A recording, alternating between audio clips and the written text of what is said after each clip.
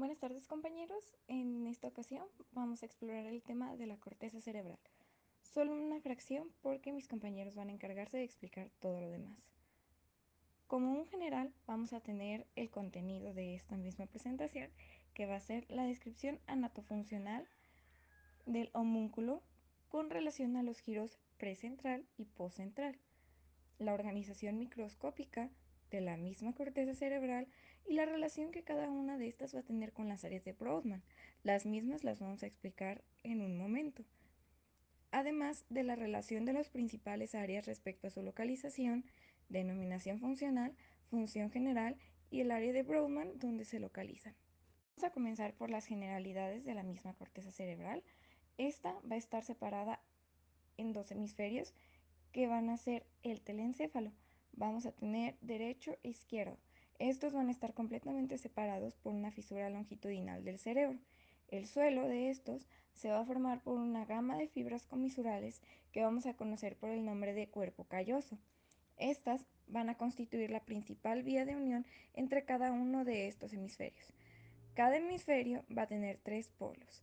El frontal, que lo vamos a poder ubicar como al frente, el occipital, que lo vamos a ubicar atrás, y el temporal, que lo vamos a ubicar abajo.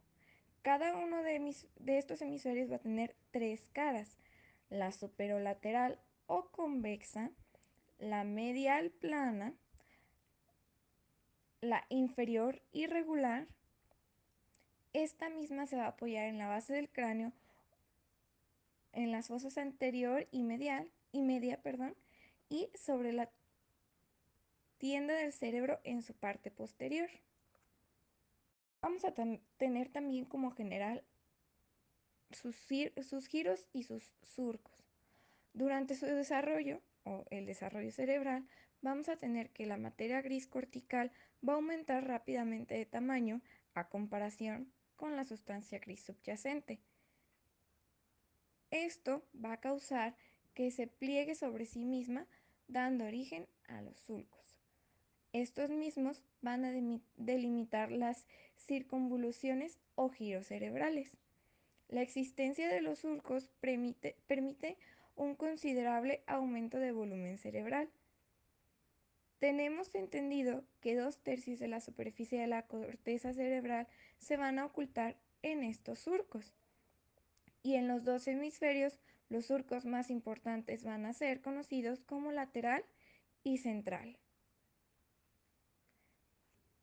Vamos a tener que el surco lateral va a separar el lóbulo frontal del temporal y se va a dirigir hacia arriba y hacia atrás. El surco central separa el lóbulo parietal del frontal. Este se flanquea por dos giros paralelos, una circunvolución anterior y precentral y una circunvolución posterior, poscentral y posterior. Las áreas del surco central se relacionan con la motricidad y las áreas posteriores del surco central se relacionan con la sensibilidad. Otro surco importante del telencéfalo en la cara medial es el surco parieto-occipital, que separa el lóbulo parietal del occipital. Los lóbulos los vamos a tener denominados o nombrados de acuerdo a su ubicación y relación con el cráneo. Hay 5 de estos: el frontal, parietal, temporal, occipital y el de la ínsula. Este último es como único porque no se relaciona con ningún hueso, porque este se ubica en la profundidad del surco lateral. La división de los lóbulos no corresponde a una división funcional, a excepción del occipital, que este se asocia con la visión. El frontal se sitúa por encima del surco lateral y por debajo del central, y en el lado medial de los hemisferios del límite anterior del lóbulo occipital se encuentra el surco parieto-occipital. En la cara superolateral, este se limita y se fija arbitrariamente por una línea imaginaria que une la terminación del surco occipito-parietal con el borde superior del hemisferio preoccipital. Y medialmente a esta línea imaginaria existe otra línea que va de la rama posterior del surco lateral Junto con esta separa el lóbulo temporal del lóbulo parietal. Terminando con las generalidades, vamos a pasar con el homúnculo de Penfield. Este es un mapa de la corteza cerebral donde se va a mostrar la manera en la que cada órgano o sentido va a tener un lugar en la misma. Este fue descubierto por el neurocirujano Wilder Penfield, de ahí su nombre. Y en este mismo vamos a tener que algunas partes del cuerpo va a tener un mayor tamaño al que pensamos, pero esto es normal puesto que en la corteza cerebral el espacio correspondiente a cada órgano no se define por el tamaño del mismo, sino por la sensibilidad. Una de sus relaciones más importantes va a ser en la corteza motora primaria o en su sección que va a estar situada a un lado del surco central de la corteza frontal. Esta va a ser una de las áreas más importantes para el correcto funcionamiento del cuerpo, puesto que una de sus funciones más primordiales va a ser la de regular y controlar movimientos motores del cuerpo. Esto lo va a hacer en colaboración con otras áreas, como podrían ser la corteza motora suplementaria y las aferencias recibidas del tálamo.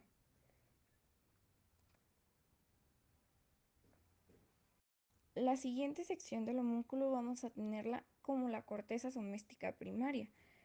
Esta va a ser sensorial y va a representar la sensibilidad táctil, presión o dolor alrededor de nuestro cuerpo. Se encuentra situada en el lóbulo parietal, justo en la unión con el lóbulo frontal. Y las áreas que va a presentar de Brodmann van a ser la 1, la 2 y la 3. Dentro de estas mismas áreas vamos a encontrar representados un esquema corporal de forma contralateral o invertida lateralmente.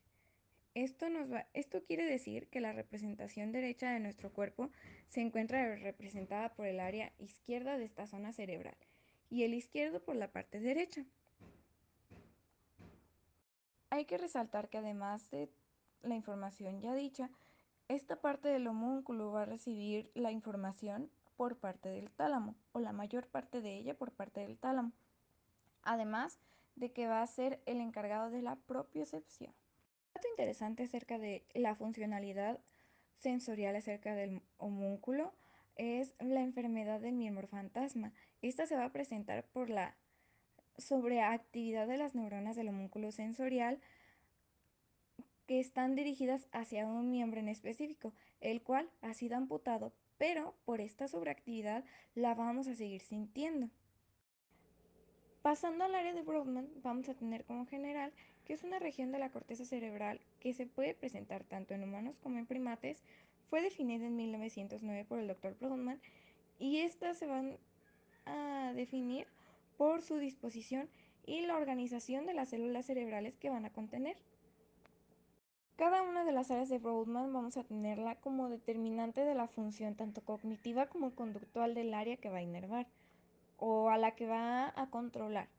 El control de estas áreas se va a dar por el estímulo eléctrico específico en el área que va a controlar.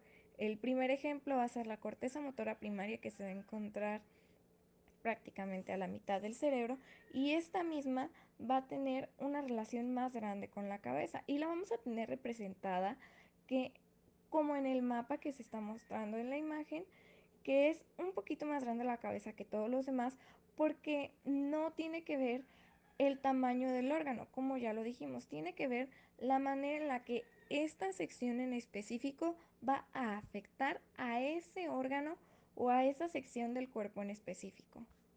Yéndonos de lleno con estas áreas, vamos a tener que la van a componer 52 de las mismas. Estas, como ya dijimos, pero repetimos para que quede muy claro, van a tener una citoarquitectura y una distribución neuronal bastante característica. Vamos a tener primero la corteza somatosensitiva primaria, que va a constituir las áreas 1, 2 y 3. Estas van a ocupar la circunvolución posterior de la superficie lateral del hemisferio y la parte posterior del lóbulo paracentral en la superficie medial. Su estimulación va a provocar comezón, entumecimiento y movimiento sin haber desplazamiento real. Los daños de esta área van a producir confusiones en la percepción táctil del individuo y los ejemplos que tenemos de las mismas van a ser tanto temperatura como presión, dolor y tacto. El área motora primaria, que va a ser únicamente el número 4, vamos a tenerla como la circunvolución precentral, que va a incluir la pared anterior del surco central y en la parte anterior del lóbulo paracentral en la superficie medial del hemisferio. Es la área en la cual se va a tener una proyección que controla la motricidad voluntaria del lado contralateral del cuerpo. Esto quiere decir que si está en el lado derecho va a controlar el lado izquierdo, si está en el lado izquierdo va a controlar el lado derecho. Y su estimulación va a provocar movimientos contralaterales discretos y limitados a una sola articulación o músculo. Tenemos siguiente el área psicoméstica, que va a ser el área sensitiva secundaria con los números 5 a 7. Esta va a estar detrás del giro post central en el lóbulo parietal superior y va a tener como función los movimientos voluntarios dirigidos hacia un destino en relación con la integración de los estímulos visuales. Siguiendo vamos a tener el área prefrontal, que va a ser la de asociación primaria con los números 9, 10, 11 y 12, en la cual la cara lateral del hemisferio se va a localizar por delante del campo visual frontal, que va a ser el número 8, ocupado una gran parte de la circunvolución frontal medial y superior. Se va a extender hasta el polo frontal. En su cara medial del hemisferio va a ocupar la región por delante de la circunvolución frontal interna o medial. Se va a relacionar en general con los procesos mentales superiores de pensamiento como el juicio, la voluntad o el razonamiento. Además, va a tener extensas conexiones recíprocas con el núcleo dorsomediano del tálamo y con otras áreas corticales del sistema límbico e hipotálamo. Las áreas visuales primarias, que va a ser la 17, va a rodear la cisura calcárea de la superficie medial del lóbulo occipital y en algunos cerebros, como variaciones anatómicas, vamos a tener que se va a extender hasta el polo occipital. Su área tiene una organización histológica muy semejante a retina o membrana sensorial del ojo y su función principal va a estar en funcionar la información que viene de ambos ojos, además de analizarla con respecto a la orientación de los estímulos visuales. El área psicovisual, también conocida como área visual secundaria, que va a ser la sección 18 y 19, vamos a tener que rodear el área visual primaria. Se extiende por el lóbulo occipital, tanto en la superficie lateral como medial del hemisferio. En otras áreas de asociación, como el giro angular, la corteza del lóbulo temporal, que va a ser 20-21, van a analizar aspectos más complejos de la misma información. Y su estimulación evoca alucinaciones visuales realistas. Al igual que la corteza visual primaria, se van a organizar a nivel del retino tópico. El área psicoauditiva, que va a ser el número 22, va a estar en la circunvolución temporal superior de la cara lateral del hemisferio, se va a relacionar con la comprensión del lenguaje oral y en esta área vamos a tener el procesamiento de la información auditiva proveniente de la corteza auditiva. Luego la información pasa al área asociativa superior, que va a ser el área 22, en la cual es fundamental para interpretar los sonidos asociados con la comprensión del lenguaje hablado. Las áreas límbicas, que va a ser desde la 23, 24, 28, 29, 30 y 35, las encontraremos en la circunvalación del cíngulo, el istmo del giro cíngulo y el giro parahipocampal. Presenta estrategias de comportamiento relacionadas con instintos de las emociones y va a tener como comprensión una serie de estructuras del córtex que rodean el cuerpo calloso. Estas estructuras van a formar parte del sistema límbico o limbo anillo y todo va a corresponder a la corteza antigua en el mesocórtex. En la corteza olfatoria, que vamos a tener como número 28 y 34, van a estar en el uncus correspondiente al área 34 y en la corteza entorrinal correspondiente al número 38. Va a intervenir en los comportamientos de la respuesta del reconocimiento de olores. Además, va a ser usada para adquirir y recuperar recuerdos. El área de Wernicke, que va a ser el número 39 y 40, se va a encontrar en los giros supramarginal y angular, en la región de la corteza asociativa auditiva en el lóbulo temporal izquierdo de los humanos. Esta va a ser importante para la comprensión de palabras y producción de diseños significativos.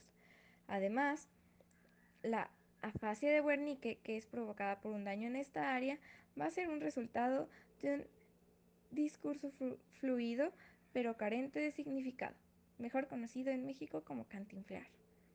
El área del esquema corporal, que va a ser la 39 y la 40, se va a encontrar en los giros supramarginal y angular. En estas áreas se va a producir la integración de la información, lo que va a permitir la percepción de la forma, textura, tamaño e identificación de un objeto. Las lesiones en el área 40 van a producir agnosia táctil, y en estas áreas tienen abundantes y desarrolladas conexiones recíprocas con el pulpivar del tálamo. Siguiendo tenemos la corteza auditiva primaria, que va a ser 42 y 41. Se va a localizar en los giros transversales de la corteza temporal, mejor conocidos como de Hirsch. En esta área va a terminar la radiación auditiva proveniente del núcleo genicular medial del tálamo, la que está tonotópicamente organizada. La función de esta área la vamos a detectar en los cambios de frecuencia y de localización de la fuente sonora, además de que esta información se va a dirigir después al área auditiva secundaria. El área gustativa, que va a comprender el número 43, se encuentra en el extremo inferior de la circunvalación postcentral. Se va a extender por la ínsula de Rey y va a continuar por delante del opénculo frontal.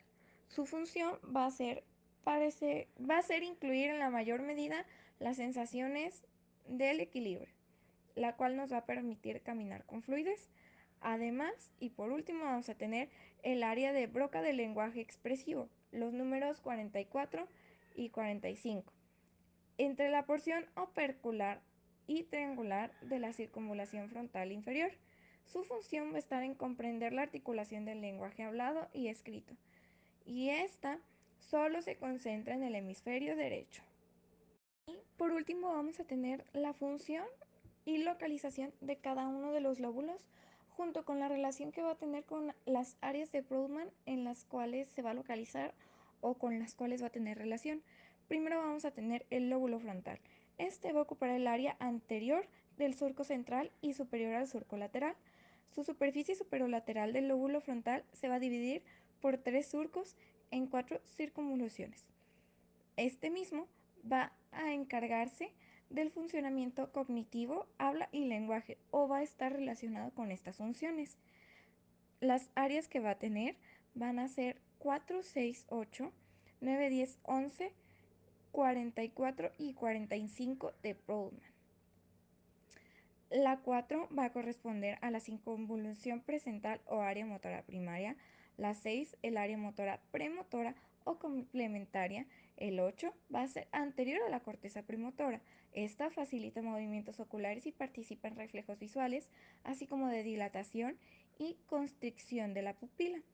La 9, 10 y 11 se van a encargar de los procesos cognitivos como razonamiento, juicio, y esta se va a poder denominar colectivamente como inteligencia biológica, incluida como una función ejecutiva.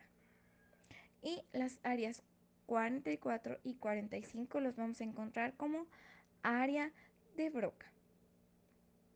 El siguiente lóbulo lo vamos a tener por nombre de lóbulo parietal. Este va a ocupar el área ubicada por detrás del surco central y por encima del surco lateral. Se va a extender hacia atrás hasta el surco parietoccipital. Su superficie lateral va a estar dividida por 2 surcos en 3 circunvoluciones. El surco postcentral va a discurrir paralelo al surco central y la circunvolución postcentral se va a ubicar entre ellos. Por detrás de la parte medial del surco postcentral va a discurrir el surco intraparietal. El surco intraparietal tiene por encima el lobulillo parietal superior, que va a ser una circunvolución, y por debajo el lobulillo parietal inferior, que va a ser otra circunvolución. Este va a tener las áreas 1, 2 y 3 que se van a ubicar en la corteza sensorial primaria. El área 3 por encima de las otras dos. Estas van a ser somastéticas, lo que va a significar que son principales áreas sensoriales para el tacto y la propiocepción, incluida la sinestesia. El área 5, 7 y 40 que se van a encontrar detrás de la corteza sensorial primaria se van a considerar áreas de asociación presensorial donde se produce el procesamiento somatosensorial y el área 39 en la circunvolución angular. Estas áreas van a desempeñar un papel en los procesos somatosensoriales. Este lóbulo lo vamos a tener por nombre de lóbulo parietal. Este va a ocupar el área ubicada por detrás del surco central y por encima del surco lateral. Se va a extender hacia atrás hasta el surco parietoccipital. Su superficie lateral va a estar dividida por dos surcos en tres circunvoluciones. El surco postcentral va a discurrir paralelo al surco central y la circunvolución postcentral se va a ubicar entre ellos. Por detrás de la parte medial del surco postcentral va a discurrir el surco intraparietal. El surco intraparietal tiene por encima el lobulillo parietal superior, que va a ser una circunvolución, y por debajo el lobulillo parietal inferior, que va a ser otra circunvolución. Este va a tener las áreas 1, 2 y 3 que se van a ubicar en la corteza sensorial primaria. El área 3 por encima de las otras dos. Estas van a ser somastéticas, lo que va a significar que son principales áreas sensoriales para el tacto y la propiocepción, incluida la sinestesia. El área 5, 7 y 40 que se van a encontrar detrás de la corteza sensorial primaria se van a considerar áreas de asociación presensorial donde se produce el procesamiento somatosensorial y el área 39 en la circunvolución angular. Estas áreas van a desempeñar un papel en los procesos somatosensoriales. El siguiente lóbulo que vamos a tener aquí va a ser el lóbulo temporal. Este ocupa el área inferior del surco lateral. Su superficie lateral se va a dividir en tres circunvoluciones por dos surcos. Los surcos temporales superior y medio discurren paralelos al ramo posterior del surco lateral y van a dividir el lóbulo en circunvoluciones temporal superior, media e inferior. La circunvolución temporal inferior va a continuar en la superficie inferior del hemisferio. Estas áreas van a estar involucradas con el procesamiento de la información auditiva y semática, así como la apreciación del olfato. Las áreas de Brodmann que vamos a apreciar aquí van a ser la 41 en la circunvolución de Hirsch, que va a ser el área auditiva primaria, la 42 que se encuentra inmediatamente inferior al área 41 y también está involucrada por la detección y reconocimiento del habla. El procesamiento que va a realizar esta área de la corteza va a dar un análisis más detallado, por así decirlo, en el área que acabamos de mencionar, que es la 41. Las áreas 21 y 22 que van a estar asociadas con la audición, porque ambas de estas áreas van a estar divididas en dos partes. Y la mitad de cada área se encuentra al lado de la 42. Y el área 37, que esta se va a encontrar en la parte posterior inferior del lóbulo temporal. Y un dato interesante es que las lesiones que van a estar en esta área van a causar anomia. Continuando con el lóbulo occipital, vamos a encontrar que este va a ocupar una área pequeña en comparación con los otros lóbulos, que va a estar situada por detrás del surco parietoccipital. Este mismo va a estar encargado de estímulos visuales y va a contener las áreas 17 de Brodmann, que va a encargarse principalmente, o es la encargada principal acerca de la visión, y las áreas 18 y 19, que estas también van a ser áreas relacionadas o encargadas de la visión, pero estas van a ser más secundarias y se van a encargar más de la asociación. Y en estas mismas secciones que van a ser secundarias se va a llevar a cabo el proceso de procesamiento visual. Gracias por su atención y por estar en el transcurso de todo el video. Recuerden que si tienen alguna pregunta la pueden dejar en la sección de los comentarios. Además de que este trabajo está basado en el libro de neuroanatomía clínica de Snell y Rubier.